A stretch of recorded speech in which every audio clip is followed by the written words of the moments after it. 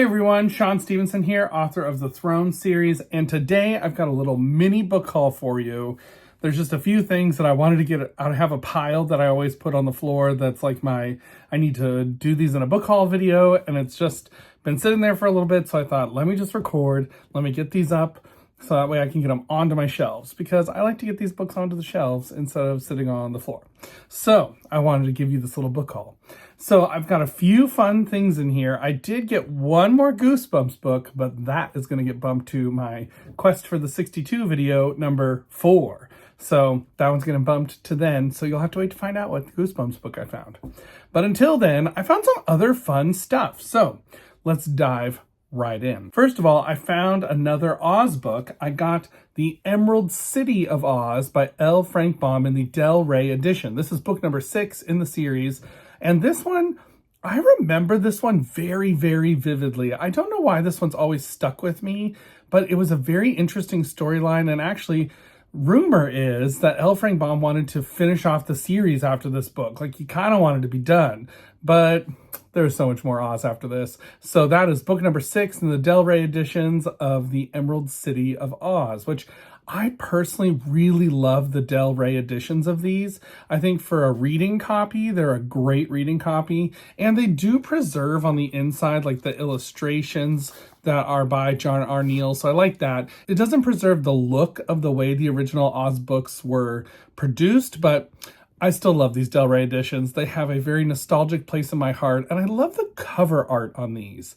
So this one's not the best cover art in this series, in my opinion, but still, I am glad to have this one now on my shelf. The next thing I got was another Oz book, and this is a magazine that came out in the 90s. It's kind of like a little more like a whole book, but this is Oz Story number 4. And what this is it came out in the 90s, and it has all kinds of stuff in it. So it's got actual Oz novels inside of it. It also has comics, and it has, see, there's some comics there.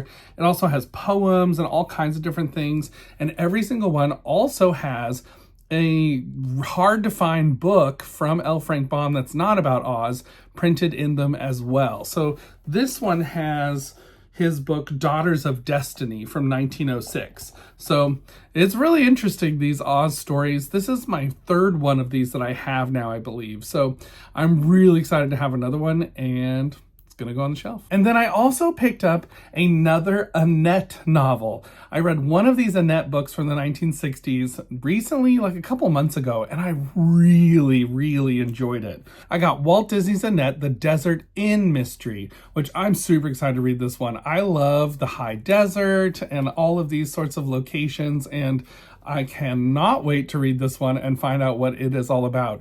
The other one I read was a really fun, old school, kind of cozy mystery. So this will be another fun one to read. And then I also picked up a couple of Ghosts of Fear Street books that I didn't have yet.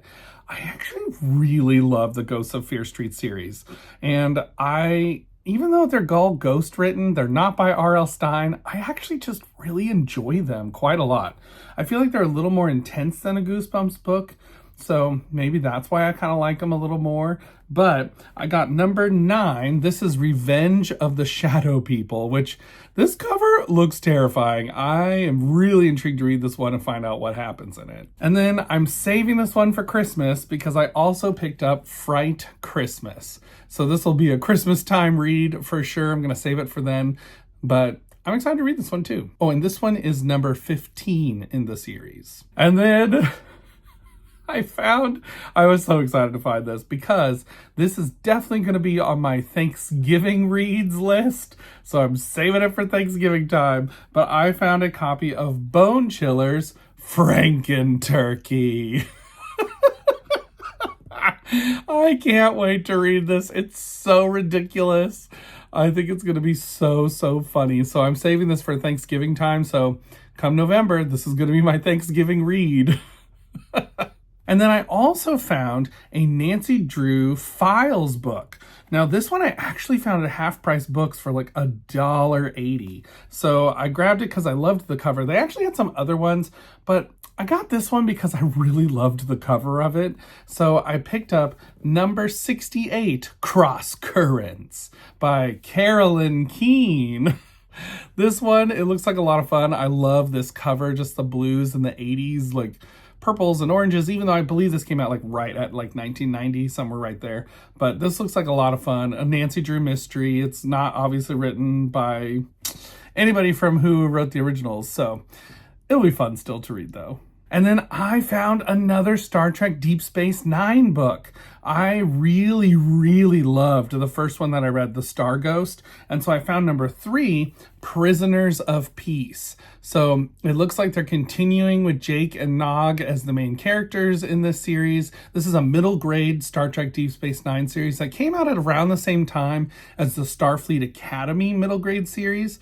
So I'm super excited to read more in this series. And I'm glad I got number 3 because I want to read them in order, even though I don't think they're going to be building on each other at all, but I would like to read these ones in order. And this one is by John Peel, that prolific 90s author John Peel. He did a lot of stuff in the 90s, and he wrote this Star Trek Deep Space Nine book.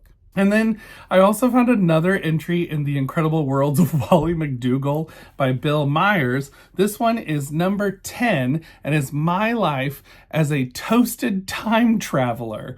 So these ones are like a comedy series. I am curious if time travel is actually going to be in this book or not. So I'm interested to read it and find out. And then, okay, I actually didn't even know this book existed. P.W. Cantonese is one of my favorite authors. He has written some of my favorite series, like the Books of Umber series, and I didn't know that he had a sequel to his Donnie's Inferno novel. But this is Donnie's Inferno Book 2, Down in Flames. So I was super interested to find this. This is kind of like a take on Dante's Inferno and kind of plays around with those images and ideas. So I'm excited to read this one. And then last but not least, I found a Shadow Mountain series I didn't know about. Now, Shadow Mountain is they're a publisher. They publish a lot of different stuff, but I love their middle grade fantasy stuff that they publish.